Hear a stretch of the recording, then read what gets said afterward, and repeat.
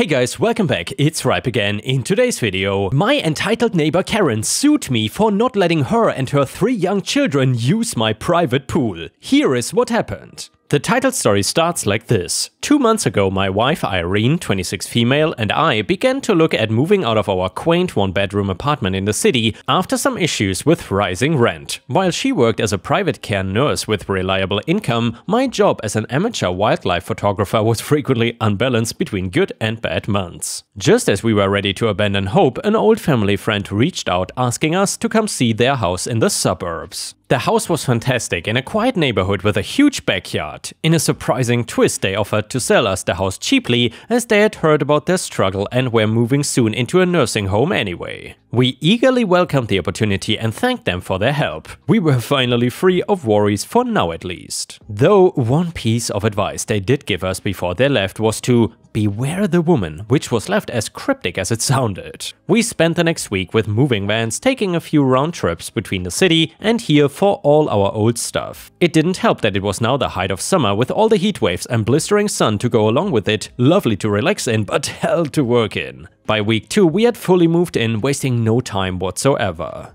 It was a late Saturday morning when a football flew over the fence and into the hole we had just finished digging. My wife and I were catching our breath on deck chairs as we noticed this, though made no move to see. That was until we heard someone approach and enter our yard saying, "Lovely day for it," a woman said as they stumbled into our yard wearing very little to mask her red skin from her time also basking in the sun. They appeared to be in their late 50s, though every mannerism and quirk suggested they were the type to be forever 21. 3 small children stood behind her, peering around with skittish curiosity. As if we were the intruders here, the woman dismissed our manners for not introducing ourselves first. Upon doing so, she belatedly did the same, while at the same time cussing out the previous owner of our house for being cranky, dumb, deaf and old. I now understand their previous warning, and that's how we met Karen, our neighbor. Karen's gaze flickered over the yard as she tutted disapprovingly about the mess, neglecting the fact that we had only just moved in. Upon noticing their ball, the children started to climb into the hole to retrieve it under Karen's watchful eye. She pointed out to us how unsafe the yard was for children with the hole there, and I remarked, we had not been expecting visitors so soon, to be honest. She turned to me in horror as if she had been shot, berating me for my antisocial attitude and bad neighborly conduct. To calm her down, I promised it would be filled in soon once the pool is done.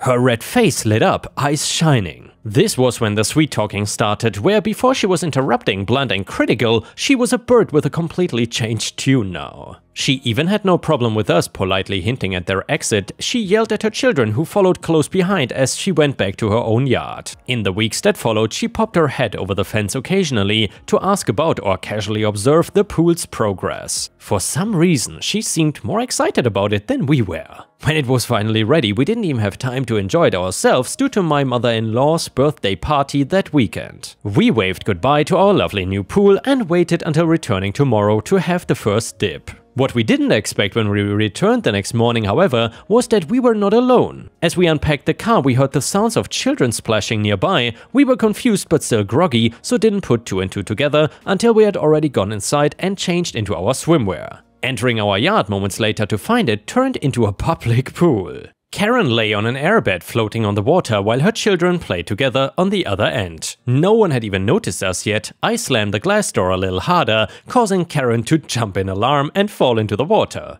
An unintentionally hilarious result. Her children, meanwhile, paused briefly before continuing to ignore us. My wife went inside, put off by our visitors, while I stayed to deal with them. I waited for Karen by the stepladder as she hauled herself out of the pool, looking more miserable than a drowned rat. She started mouthing off to me about spooking her, as if forgetting where she was. I let her say her piece before giving her mine. I reminded her that she was on my property and that her being my neighbor didn't give her a right to use my pool, especially without permission. My voice rising from a stern lecture to shouting, I demanded she and her kids get out of my yard immediately. Yet she didn't budge. When I was finished, she tore into me with an equally aggressive assault, complete with the standard "Who do you think you are?" and "I'll call the cops on you" type of statements. I was, however, all too happy to let the cops know about their trespassing, and after one last chance to leave, they reluctantly did. I felt sorry for the kids a bit. Having Karen as a mother could not be easy, but I knew that my days of being nice to them were now already over. The next time I saw her was later that evening after my wife had gone to sleep. I was reluctant on opening the door at midnight, but when the knocks persisted, I did so to avoid the hassle of calling the police. Karen stood, or staggered, in the doorway, still clutching a stained wine glass in one hand. I readied myself for a continuation of this afternoon's argument, but was instead met with a miserable and pitiable individual. Karen pleaded for forgiveness, citing her bad behavior on built-up stress over late childcare and disability payments. I did start to feel sorry for her. However bad she was, she did put on a believable story. I changed my mind when the conversation drifted back towards the pool, relaying her real intentions to apologize. I accepted her apology but denied her access to my yard or pool, something I left her screaming at the door about. When I returned home from work the next evening, I found my wife sat at the kitchen counter pale as cotton. She was reading over the same document over and over, so focused that she didn't even hear my arrival. When I nudged her, she jumped before turning to me, tears now welling up in her eyes. She asked for me to sit down and stressed for me to keep calm, the only thing in this situation that had the adverse effect. She then gave me the bad news. Karen, in all her wickedness and spite, was suing us. Actually suing us. She was claiming I gave her emotional damages by harassment, stole parts of her property to build my pool on, making it of course actually her pool, and worst of all, taking indecent photographs of her children. The final paragraph read that if we gave Karen full access to the pool in writing, she would drop the charges against us. When my wife read the letter to me, I was in shock. While I knew Karen was a terrible person, I never expected her or anyone to stoop so low. She was ready to destroy me and my family, all for the sake of our pool. As much as I was dumbstruck by the accusations, I was equally furious. Even lies were hard to ignore, and now I may find myself fighting harder to get work than ever before. Not to mention my wife and me now fearing for ourselves if Karen ever blabbed about the case or rumors spread to our other neighbors, ruining our reputation already completely. I had to take a stand. Without a second thought, I filed to countersue Karen. I knew the fight would not be cheap or easy, but I would see it through no matter what. Before the trial officially started, I was visited by police to answer a few questions and hand over all my camera equipment. It was not a request, and their eyes told me exactly whose side they were on. Not that I could blame them, I complied and cooperated to the best of my ability, hoping to soon set the record straight. The whole process didn't actually take as long as you might think. What I didn't expect, however, was the attention this was getting from local media, our case making the evening news in our little town. The responses from our community were surprisingly mixed. Those that knew Karen already knew not to trust her, while the vast majority refused to even talk to us. On the last day of the trial, the photography expert was confident that my camera showed no signs of tampering or any indecent pictures of children, while the surveyor said her claims to my property were fabricated after providing the real deeds. Karen was ordered to pay a fine of $30,000 to cover my legal expenses as well as subsequent emotional damages. I stood outside the courtroom for half an hour after it was concluded, happy to save face with the reporters while Karen snuck away, hiding her face under her coat. For the first time in ages, we felt safe and comfortable enough in our own neighborhood. In addition, Karen of course also got in big trouble for defamation, as she claimed that I'm literally a child molester, which did not make the fine any smaller either. Karen, unable to pay the full weight of the fine, begged us for smaller repayments, but we declined her mercy, leaving her needing to downsize and move far out of our neighborhood. And yeah guys, I have to say, I am so glad for OP that the story took a turn for the better. I almost thought that the terrible Karen got away with all her lies and defamation. Honestly, imagine moving into a neighborhood and then you're basically instantly faced with defamation and someone trying to ruin your reputation. Anyway, the next one is titled Revenge Story. I worked the night shift as a receptionist at a hotel in Norway, and most nights are spent watching Netflix or playing games. Last summer was really slow, and I also worked a lot extra, so I ran out of stuff to watch and games to play. One night I got a mail from Scooter. He wanted to book a room for almost 20 days. I just had to send him the price and confirmation that we had rooms available, and he would then send me his credit card info for me to pre-charge. Normally we just delete these kinds of emails, but I was bored out of my mind, so I responded with an offer for around $2,000 for the entire stay. Also made sure to inform him that he could cancel for free up until the day of the arrival. This is probably the most common fraud attempt in the hotel/travel industry. Unlike most businesses, we are able to charge credit and debit cards with only the card number and expiry date, no need for a PIN code, CVC or other authentication methods. Our software also allows us to deposit money directly to local and international bank accounts by using the card number. Because of this, idiots like Scooter will try to prepay with stolen or skimmed cards but then cancel the booking and asking us to refund the amount to a different card. A couple of hours after sending him the offer, he responded with a Visa number and he told me to charge him as soon as possible. I checked the card with our validation software and to my big surprise, it didn't belong to Scooter. If validation succeeds, it will return with the card owner's name 90% of the time. I sent him a new mail stating that the card was declined because of insufficient funds. He quickly replied and gave me a new card to try. Guess what? This one didn't belong to Scooter either. Was not even the same person as the first card.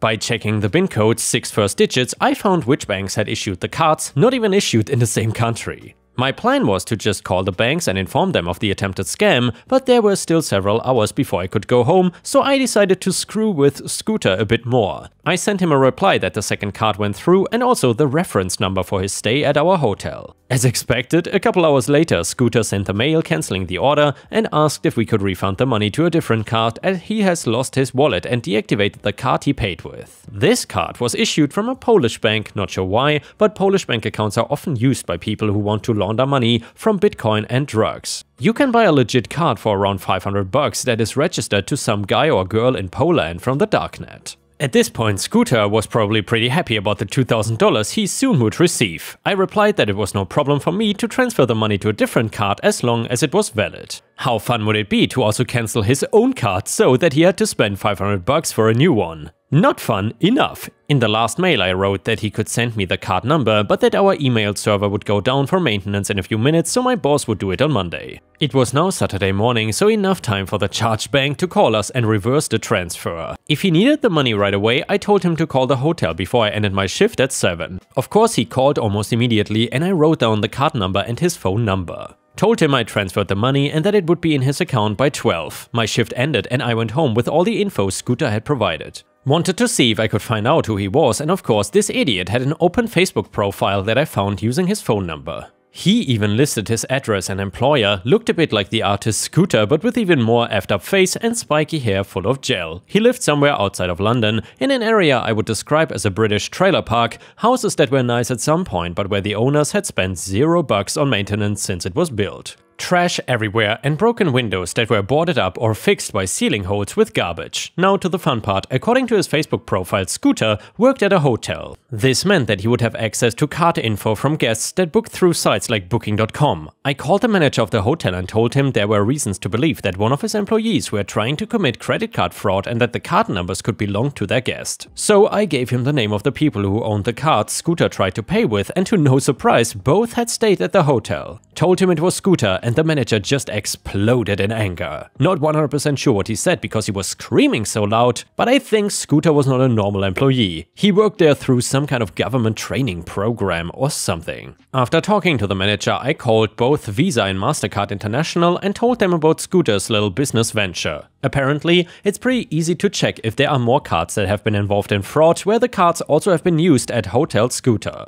With his Polish deposit account info, they would also be able to pin it on Scooter if he had been successful in scamming anyone and sue him for the amount stolen. The police also called me later to get a statement regarding the whole situation. So I know that the manager reported it to the police, not sure what happened to Scooter, but according to his Facebook profile, he no longer works at the hotel. And yeah, ripe stars, let's hope that Scooter found a new free apartment, aka a jail cell for a long time. I hate fraudsters like this. Either way, the next one is an Am I the Jerk story. I recently received a house. My grandmother passed away and left her 2 houses to my sister and I. We sat down and between the 2 of us decided that she should have the bigger house as she is married and has 2 kids and another one on the way, while I would move into the smaller 2-bedroom house. My sister's husband has been added to the title of her house as he helped her pay the tax on it.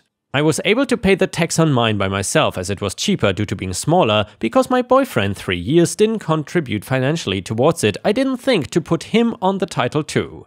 We had a housewarming party last weekend and his parents came up to me towards the end of the night and were going on about how lucky boyfriend and I were to be able to live somewhere like this rent-free, and it gives us such a head start in life, and they were very appreciative that I'd given half the house to my boyfriend. I corrected them that I hadn't and he wasn't on the title but was welcome to live with me and not pay rent so that he had more money to put towards his studies. We are both master students. They immediately became very judgmental, saying that I was being unfair, not putting his name on the title, and that clearly I did not expect the relationship to last. I didn't trust him, etc. I say they were being unfair and he wasn't entitled to half of my family's house, and then walked away. Now numerous members of his family have messaged me and him saying that I'm a witch and I don't trust him, and tell him to watch out because clearly I don't love him. Am I the a-hole here? By the way, I've gotten a bunch of messages asking what my boyfriend thinks, so I put my response here. I brought it up with him on Monday and he said that he feels like it's a sign I don't trust him.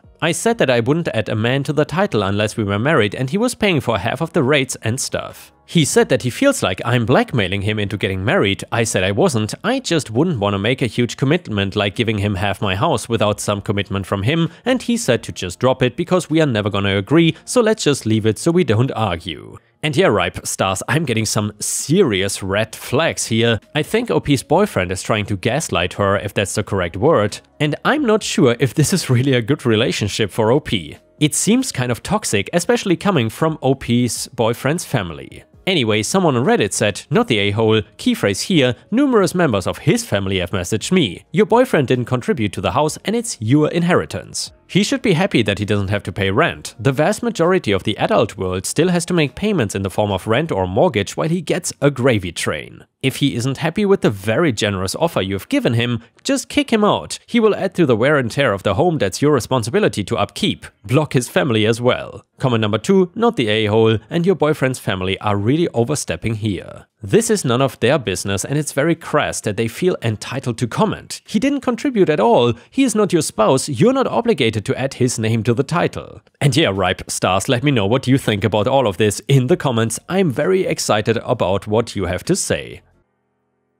The next one is titled, Stop Parking Like That. This just happened at my workplace. All names changed. For backstory, a coworker of mine, Amber, has been dating a bylaw officer called Greg in the city where I live. When he takes his lunch break, he usually comes by to chat her up if she's on shift. Other than him, we don't get a lot of law enforcement out to our area of town very often. It is a normal day. I am gathering up shopping carts in the parking lot at our store. The area directly in front of the store is designated as a fire zone. There is yellow markings painted on the road surface denoting where the zone is, coupled with signs all along our storefront saying that it is a fire zone and there is to be no parking or even stopping within it, and it is well away from any legitimate parking spots. Despite the markings though and the signs, people still like to park there. Usually just to grab a few things. Sometimes one person will park there and their partner will hop out to go shopping.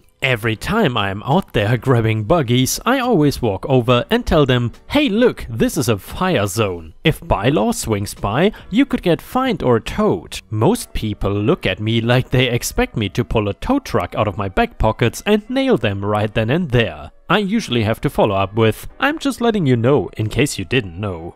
If you wanna park there, I'm not going to stop you, but it is your own fault if bylaw shows up. This is usually enough for most people to thank me for my diligence, park there anyway, and go inside. The odd person will snark back at me along the lines of, what, do you think I'm blind? I know where I parked. And I just have to apologize over and over until they walk away. Today though was different. This beat-up old Ford comes in hard and almost squeals to a stop in the fire zone. I just happen to be passing by with carts, thankfully on the sidewalk. I don't want to imagine what might have happened otherwise, and I get his attention. He is easily north of 65 and probably enjoying his 70s. He's got a Friar Tuck haircut and whatever the male equivalent of resting witch face is. I can already tell, even as I am opening my mouth, that this is probably a bad idea. It was just force of habit at this point. "Excuse me, sir, this is a fire zone you have parked in. If bylaw comes by while you're inside, you could get fined or towed." He scowls at me. "So? Bylaw never shows up. Who the F do you think you are? The effing grocery police?" I am already adopting the customer service apology face and saying, "No sir, I'm not trying to tell you what to do. I was just..." But he cuts me off. "You're goddamn right. You're not telling me what to do. I've been driving a car since you were a disappointing rut for your mother on prom night. I will park any damn well where I damn well please, and you're going to do jack about it." Me trying again. "Sir, I was only trying to tell..." He cuts me off again. He gets right in my face with a finger. "You don't tell me goddamn anything. I tell you what's what, and you get the F out of my way and go do your worthless minimum wage BS job for the rest of your miserable worthless life." All I can reply with is, "Yes sir." He puffs out his chest, glares at me and goes inside. I look up as he is leaving, and who do I spot pulling in but Greg. I see his bylaw vehicle, I look at the truck, I smile. I practically sprint to him. He sees me coming and says, "Hey OP, how's your day?" "Terrible," I reply, "but hopefully about to get a whole lot better." "Why is that?" I point to the beat-up Ford. This old a-hole just tore me a new one for trying to tell him that he's parked in a fire zone. You mind giving him some karma? Greg grins. He loves sticking it to bullies. I can do that. He grabs his ticket book and heads over. It was hilarious. He started in on writing the ticket while I went about my business. The old guy takes his sweet time getting back out of the store, and he shows up just in time to see Greg slip the ticket under his wiper. I was inside the store at the time, so I did not get to hear it all, but the old guy was screaming and cursing at the top of his lungs as Greg, who was responding to him in a composed manner, calmly explained the ticket process. He spoke to the guy for a few minutes and then went inside to see Amber. On his way in, I pass him by and say, "Whatever you drink, let me know and I'll have a case of it waiting for you in the cooler next week." He just laughed, shook his head and went inside. It was not much, just a $150 fine, but it felt so good. And with this, we have reached the end of the video. However, if you cannot get enough of my content, please check out my endless playlist, where you can find thousands of hours of content. In addition, please don't forget to subscribe to my channel to not miss any of my daily uploads. Thank you so much in advance, and I hope to see you again tomorrow.